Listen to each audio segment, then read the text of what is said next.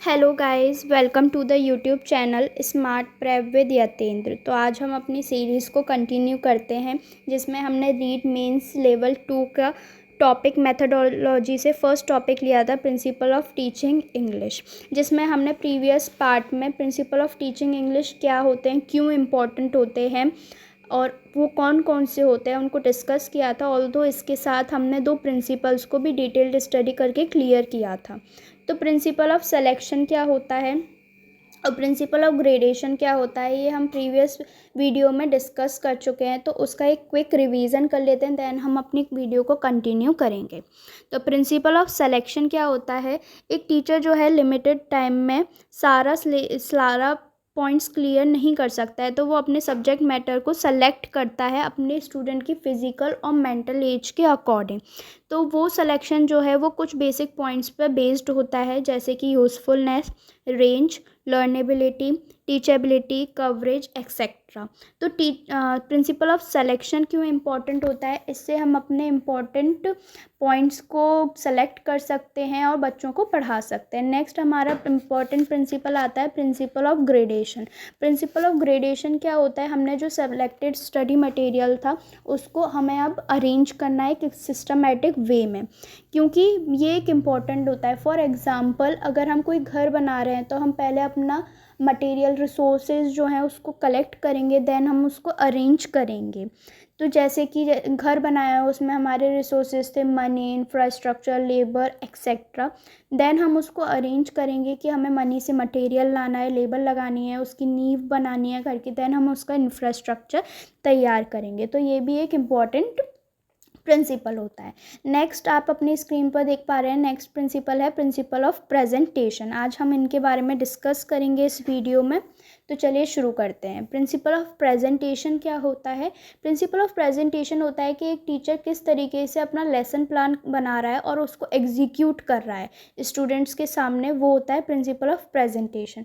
Principle of presentation जो है एक वाइटल रोल प्ले करता है स्टूडेंट्स के से टीचिंग एम्स को अचीव करने में। टीचिंग एम्स अचीव करने में प्रेजेंटेशन ही एक इम्पॉर्टेंट प्रिंसिपल है जिससे हम टीचिंग एम्स प्राप्त कर सकते हैं। देन असेंशियल पार्ट होता है ये सिलेक्शन और ग्रेडेशन के बाद, ग्रेडेशन और सिलेक्शन के बाद ये क्या होता है, एक असेंशियल पार्ट होता है। जैसे कि हमने एक एग्जांपल लिया था घर का, तो हमने पहले उसको सेलेक्ट किया, देन अरेंज किया, अब हम उसको प्रेजेंट कर रहे हैं, मतलब कि हम उसकी मैपिंग करके उसको खड़ा कर रहे हैं, उनका इंफ्रास्ट्रक्चर बना रहे हैं। जैसे कि आप देख पा रहे हैं फोर्थ पॉइंट में लिखा हुआ है मोस्ट इफेक्टिव टीचिंग डिवाइस क्या होता है, ब्लैक बोर्ड। जैसे कि हमें पता है कि क्लासेस में ब्लैक बोर्ड बहुत इजीली अवेलेबल होते हैं, तो ये एक टीचिंग डिवाइस है, बहुत इजीली मिल जाता है हमको, और ये जो है हम टीचर्स जो हैं इसके अकॉर्डिंग अच्छे से पढ़ा सकते। टीचर जो है वाया डायग्राम अपने लेसन प्लान को प्रेजेंट कर सकता है। इससे क्या है, बच्चे अच्छे से सीखेंगे, क्योंकि बच्चे सुनने की बजाय देखकर अच्छे से सीख सकते हैं। प्रेजेंटेशन जो है वो बहुत अच्छा होना चाहिए, क्लीन एंड नीट होना चाहिए। ब्लैक बोर्ड पे हमें visual aids, audio visual aids का प्रयोग करना चाहिए, जिससे कि बच्चे अच्छे से उसको गेन करता है। तो ये था हमारा प्रिंसिपल ऑफ प्रेजेंटेशन। प्रेजेंटेशन में एक ब्लैक बोर्ड जो होता है वो मिरर ऑफ टीचिंग होता है। जैसे कि हमने देखा है टीचर एक लेसन प्लान तैयार करता है, तो जैसे वो एग्जीक्यूट करता है वैसे ही जैसे वो ब्लैक बोर्ड पे एग्जीक्यूट करता है वो उसका मिरर हो जाता है कि उसने प्लानिंग कैसे की थी, उसने उसका अरेंजमेंट कैसे किया अपने रिसोर्सेज का, वो सब ब्लैक बोर्ड पे दिखता है। अगर हमने अच्छा मटेरियल सेलेक्ट किया है, ग्रेड किया है, उसको अरेंज किया है, पर हम उसको प्रेजेंट नहीं कर पा रहे हैं, तो वो एक वेस्ट हो जाता है। इसलिए हमारे टीचिंग एम्स को अचीव करने के लिए प्रिंसिपल ऑफ प्रेजेंटेशन इम्पॉर्टेंट होता है। नेक्स्ट हमारा प्रिंसिपल आता है प्रिंसिपल ऑफ टेस्टिंग। हमने फर्स्ट सेलेक्ट कर लिया, अरेंज कर लिया, नेक्स्ट अब प्रेजेंट भी कर दिया स्टूडेंट के सामने। अब हमें देखना है कि स्टूडेंट्स ने उसको कितना गेन किया है, कितना उनके बीच में वीकनेसेस रही हैं, कितनी क्या क्या लूप होल्स रहे हैं, इवन टीचर्स के क्या क्या लूप होल्स रहे हैं, कैसे हम उसको रेमेडियल टीचिंग दे सकते हैं, इवन हम टीचर्स को कैसे अपना लेसन को या फिर प्रेजेंटेशन को सुधार सकते हैं, वो सब प्रिंसिपल ऑफ टीचिंग के माध्यम से हम मेज़र कर सकते हैं। तो टेस्ट जो है वो किसके लिए होते हैं? वीकनेस फाइंड करने के लिए होते हैं। Test should be proper design and covering whole syllabus. Test कैसा होना चाहिए? प्रॉपरली डिज़ाइंड होना चाहिए और सारे सिलेबस को लेकर होना चाहिए। ये नहीं कि किसी एक पार्ट पे हमने बहुत ज़्यादा फोकस कर लिया और किसी को बिल्कुल ही इग्नोर कर दिया। नेक्स्ट आता है a test should be based on validity, scorability, economy of time and reliability.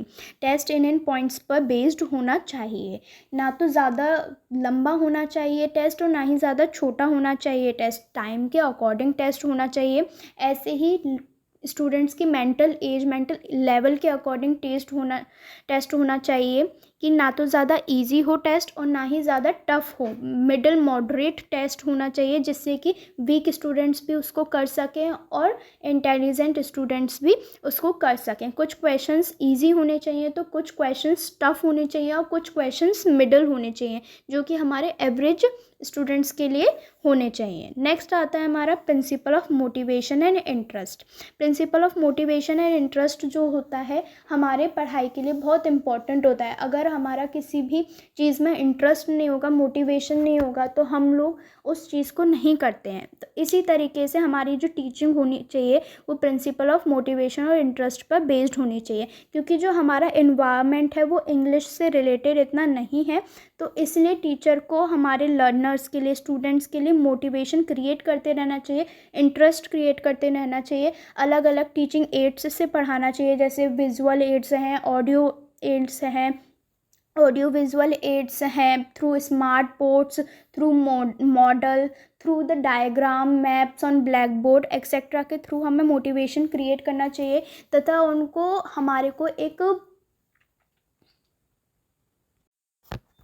Teachers को हम हमेशा रीइंफोर्समेंट देते रहना चाहिए बच्चों को क्या क्या है, और इंटरेस्टिंग गेम्स के थ्रू, अलग अलग प्ले कार्ड्स के थ्रू हमें अपनी टीचिंग एम्स को अचीव करवाना चाहिए, स्टूडेंट्स को समझ आना चाहिए। नेक्स्ट हमारा प्रिंसिपल आता है principal of habit formation. Principle of habit formation जो होता है, language learning is a matter of habit formation. हमारे को क्लासरूम में CLT मेथड यूज़ करना चाहिए, यानी कि बच्चों को एक कम्युनिकेशन वे में सिखाना चाहिए। हम जैसे जैसे बच्चों में एक हैबिट फॉर्म करेंगे वो वैसे वैसे बच्चा एक लैंग्वेज सीख जाएगा। जैसे कि हम अपनी मदर टंग के लिए करते हैं, जैसे हम घर में सीखते हैं तो हम धीरे धीरे अपनी हिंदी बोलना सीख जाते हैं। पहले हमें कुछ वर्ड्स आते हैं, फिर हम कुछ सेंटेंसेस बनाते हैं, फिर हम उससे बड़े बड़े पैराग्राफ्स बनाते हैं। तो यही होता है लैंग्वेज लर्निंग का। अगर हमारी हैबिट उसी लैंग्वेज में पड़ जाए तो वो हमारी एक हैबिट फॉर्मेशन हो जाती है। Teacher must be sure that learner will become a good learner through habit. Learner जो होता है वो एक हैबिट क्रिएट कर लेता है, तो हम प्रिंसिपल ऑफ टीचिंग इंग्लिश को अचीव कर सकते हैं। नेक्स्ट आता है, हम अब नेक्स्ट देख पा रहे हैं अपनी स्क्रीन पे, habit is a process through which a behaviour is changed by repetition. अगर हम किसी भी लैंग्वेज को रिपीट करते रहते हैं या किसी भी अपनी हैबिट को रिपीट करते रहते हैं तो हमारे बिहेवियर में एक चेंज आता है। जैसे कि हम अपनी मदर टंग, अगर किसी बच्चे की तमिल है और वो आके नॉर्थ इंडिया में रहने लग जाए तो वो भी थ्रू द रिपीटेशंस हिंदी सीख जाता है। तो ऐसे ही हमारा है कि अगर हमारी मदर टंग हिंदी है और through repetition, through CLT method, तो हम अपनी हैबिट फॉर्म कर लेते हैं इंग्लिश में बोलने के लिए। तो नेक्स्ट हमारा प्रिंसिपल आता है principal of correlation with life. हम अगर कोई भी सिचुएशन को अपनी लाइफ से, अपने प्रेजेंट लाइफ से कनेक्ट करके देखते हैं तो वो हमारे लिए इजीली अंडरस्टैंडेबल हो जाता है। In this principle language learning should be done in classroom according to the real life situation. मतलब हमें एक सिचुएशंस देकर बच्चों को सिखाना चाहिए लैंग्वेज को। जैसे हमने कोई टॉपिक दे दिया और बच्चों से कहते हैं कि अब उस पर डिबेट करवाएं हम उसमें सिचुएशन देकर, तो वो उस प्रिंसिपल को हम क्रिएट कर सकते हैं कि कैसे हम अपनी लाइफ से को रिलेट करके उस लैंग्वेज को सीखते हैं। Classroom activities are the main part of this principle. ये हम अपने प्रिंसिपल का जो मेन पार्ट होता है वो होता है क्लासरूम एक्टिविटीज़। तो नेक्स्ट हमारा प्रिंसिपल आता है principal of oral and aural. Principal of oral and aural जो होता है वो लर्निंग बाय डूइंग, करके सीखने से रिलेटेड है। Children learns rapidly and easily with listening and after the orally manner, and it is the simple way of learning, simplest way of learning होता है। जैसे कि हम छोटी क्लासेस में देखते हैं कि बच्चों को पहले ओरल कराया जाता है। पहले हम टीचर जो है वो ओरल करवाती है, देन फिर 1 बाय 1 स्टूडेंट्स को बुलाकर ओरल कराया जाता है। उससे बच्चा जो है वो जल्दी सीखता है। ये हमारा बेस्ड है लर्निंग बाय डूइंग पे। जॉन डुएवी ने भी कहा है कि लर्निंग बाय डूइंग से हम कोई भी बिहेवियरल चेंज कर सकते हैं। और चाइल्ड जो है वो जल्दी सीखते हैं, चिल्ड्रन जो हैं वो जल्दी सीखते हैं पहले सुनकर फिर उसको रिपीट करके। ऐसे ही आप अपने घरों में देख सकते हैं, एक छोटा बच्चा जो होता है वो पहले अपने मम्मी पापा के वर्ड्स को सुनता है, फिर उसको रिपीट करता है और फिर वो उसके बिहेवियर में आ जाता है। इसी तरीके से हम अगर अपनी इंग्लिश लैंग्वेज को सुने, देन हम उसको रिपीटेशंस करें, उसको ओरली मैनर में रिपीट करें, बोलें, तो हम अपनी टीचिंग लैंग्वेज जो है हम इंग्लिश उसको सीख सकते हैं। तो यहाँ आज हमारे principles of teaching English complete होते हैं। Thank you for watching.